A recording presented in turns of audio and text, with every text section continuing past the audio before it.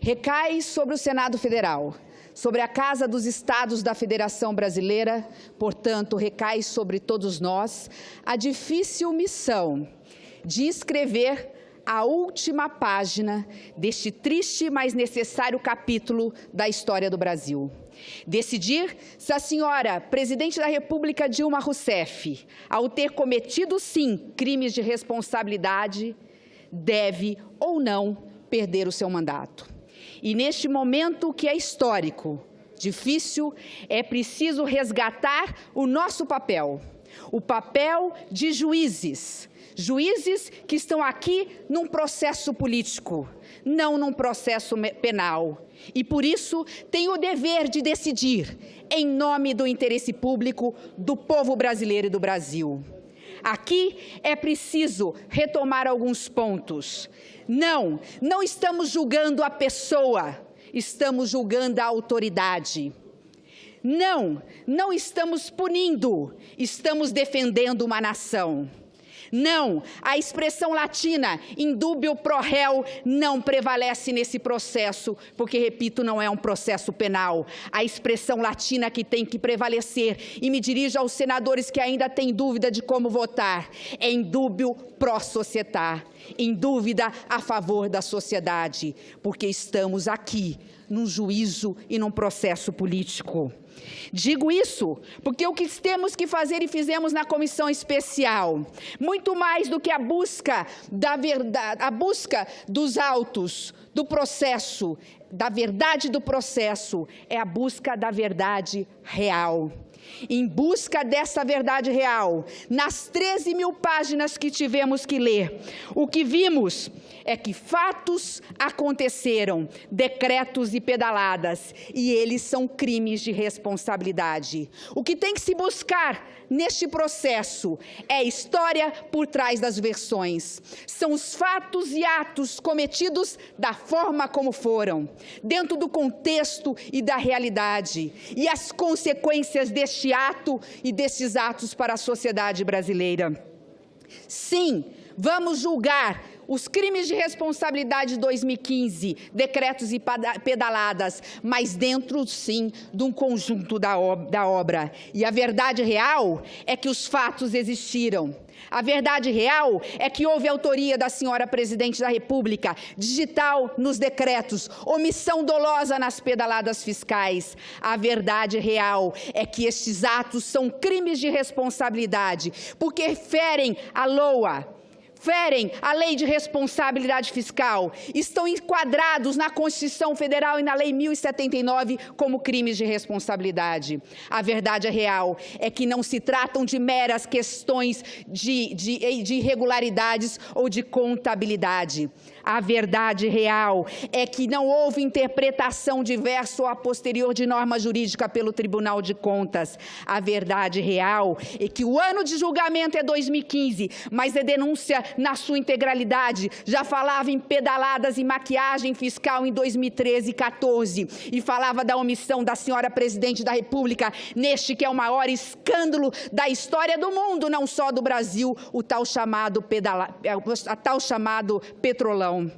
A verdade real é que nós estamos diante de um crime continuado de fraude fiscal contra a nação brasileira.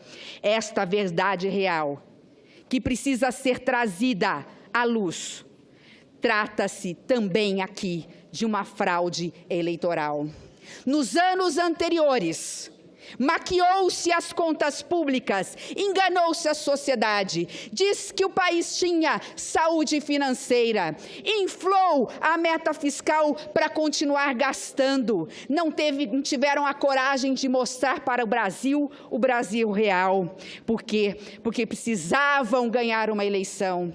De manobras fiscais foram mais de 55 bilhões. Chega 2013, essas manobras são insuficientes.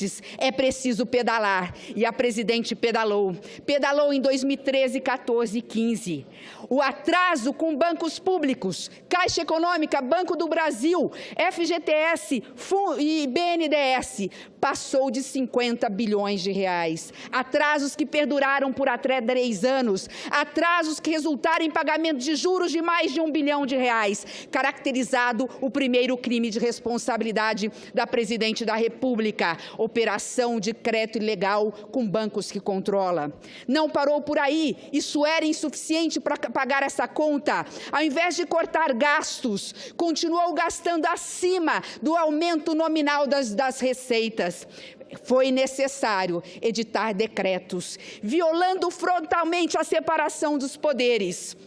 E não tem nada a ver com contingenciamento a mais ou a menos. Editou decretos sem autorização desta casa, quando não mais tinha espaço fiscal para fazê-lo. E não é porque a meta era 55 ou estava pendente a de 5 bilhões de aprovação por este Congresso.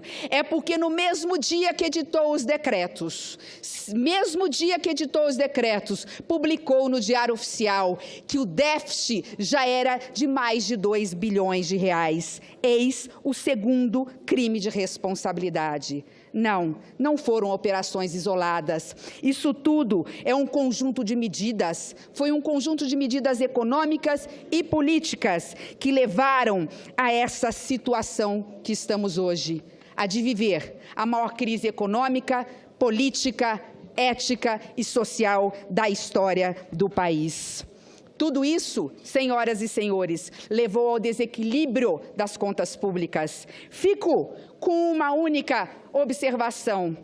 Qual é a consequência mais grave e nociva? Dilma viu a vitrine de seu governo, os programas sociais, se desintegrarem e se desidratarem. Não tinha dinheiro, não é Temer que está cortando programas sociais. Ela que mandou para esta casa, ano passado, um orçamento diminuindo em 87% os recursos para os programas sociais. Só para o programa Minha Casa Minha Vida, menos 74%. Para as unidades básicas de saúde, menos de 20%, Pronatec, redução de quase 60%. A conta chegou salgada. Os números não confiáveis levaram o mercado a pisar no freio, pararam de investir, demitiram, PIB negativo por 3 anos consecutivos, recessão, desemprego recorde. Poderíamos continuar falando da leniência da inflação com consequência aumento de juros, mas paro por aqui. O tempo não me permite, mas o quadro está formado. Estamos, sim, diante de crimes de responsabilidade 2015, mas esta é uma casa política, senhores. Não vivemos numa bolha. Temos que levar em conta, sim, o conjunto da obra e analisar e mostrar para a população brasileira que estamos julgando, sim, a senhora Presidente da República por irresponsabilidade fiscal que quase levou à quebra deste país.